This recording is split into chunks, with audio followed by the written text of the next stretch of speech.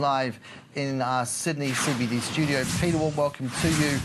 Look at those rig figures coming out of the US, the most in 3 years. I mean, this is a market that's showing no hesitation in getting back to business ahead of any policy. Talk us through it. Well, good afternoon, Carson and team. You know, quite simply, Carson, when you look at those numbers, very flexible workforce. We're seeing that all those guys are realising that they've got exploration costs in the mid-40s or lower, and they're really making some hay while the sun shines. We're looking what happens as far as the OPEC, the non-OPEC producers. There's 300 million barrels of overhang at the market. We cut it out around about 1.6, 1.7 million barrels a day. First 6 months of the year, Carson, and everyone's happy. What's going to be the question? How many more rigs are going to come online over the next couple of months? Has to be said that what reports are that you were flirting with a job offer from the White House. You turned it down, but I mean, I know in any event you do stand shoulder to shoulder with this new administration. What about the comments, Pete, into Iran on you know, forays back into that region, military adventures, spectre of saber rattling and war, heaven forbid, alive and well? Well, exactly right. Let's just see how that rolls out over the next couple of weeks. Though I think that you won't see that geopolitical uptick, and it's winter over there, it's a bit cooler, tempers are not as frayed, and all of them are making reasonable amounts of money. The other side, of course, you've got the IEA, you're seeing what the numbers are coming out of there, and you've got all of those Gulf states very much engaged on the border, naturally, with Iran and Kuwait and so on. They're conscious as far as what the big picture is as far as Saudi, Russia cuts and so on. So I think it's going to be a very tempered next couple of months. Mr. Trump has got his hands full on so many different agendas, and I'm not sure whether he wants to go to do anything in the Middle East. In terms of the Middle East, Pete, what's the view of Saudi? You know, they had a strong relationship with the US, now probably maybe not. Yes. Russia has a potentially stronger relationship with the US, and I don't want to be facetious, but they have said that the Secretary of State has got a good relationship with the Russians. Putin. So with Mr. Putin. So how do you think that plays around that pivot, and it becomes around the oil story and about the engagement with the Middle East? Well, a couple of quick things, Mark. First off, we've got that overhang as far as what the IPO is going to be for Aramco. So where do oil prices rally over the next couple of months? If they hold at these sort of numbers and it's only a 6-month cut, so in turn we all come back, the chips are off the table and it's just game back on in July, pump as much as you want, then that could be, and from where it's looking, I wouldn't be surprised. There's no guarantee we're going to see a rollover. It's only for a 6-month segment. So there are so many different components working through this. We look as far as what Russia's prepared to do. It's pumping at record levels into China. It's overtaken the Saudis, Mark.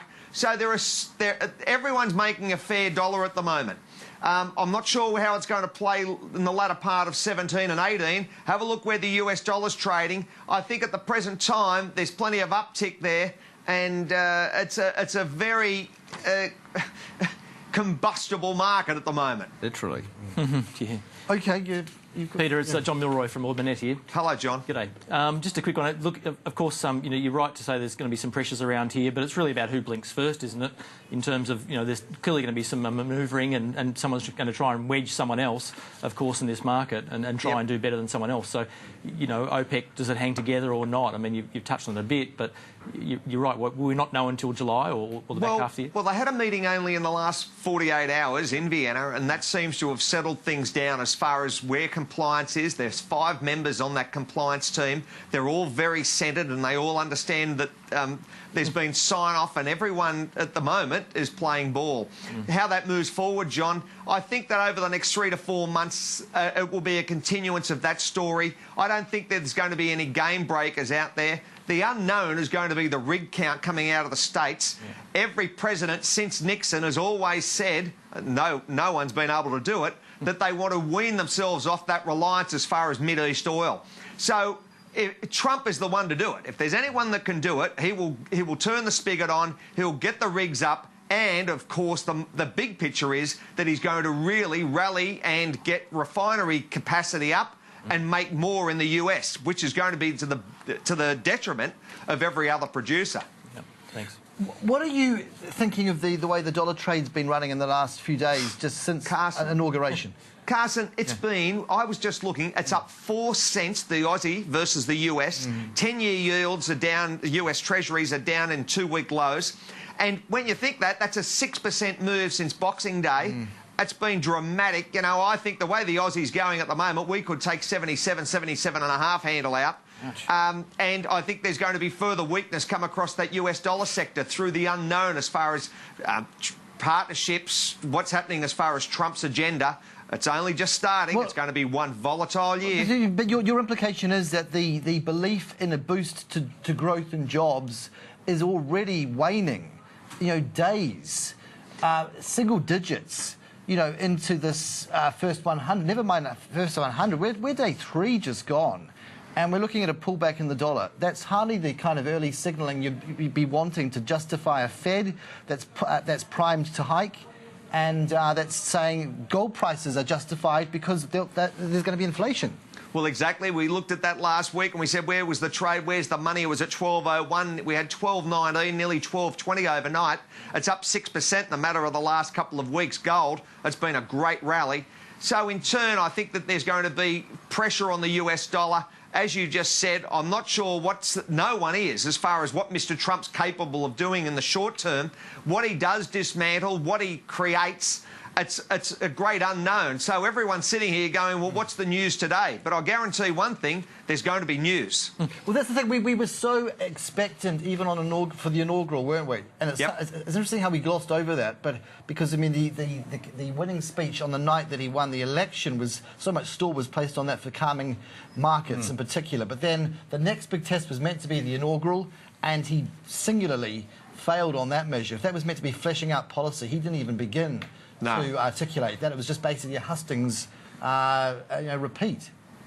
Exactly right. So everyone is unknown. I mean, we've got China New Year, so that's going to be very quiet, that whole Asia basin over the next, well, I would say week and a half to 2 weeks, the latter part of this week. Then we roll in, what's Trump prepared to do over that time? Is he really going to do something dramatic?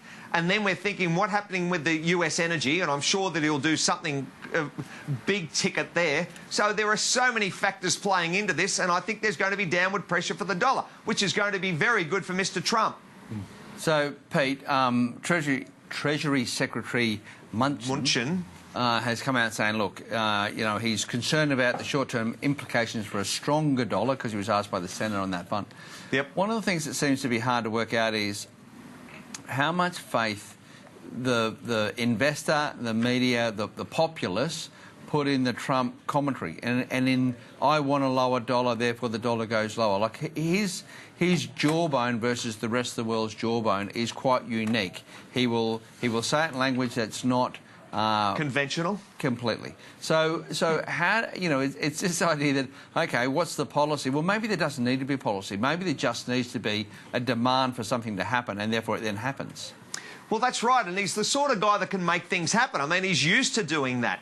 And the team that he's got around him are doers. So whilst I sit here, and I think every commentator does, they look at it, there are so many unknowns leading into this first quarter for 17. What are earnings going to be like? Where's the speed of the market? What's happening as far as dollar? Where do yields play?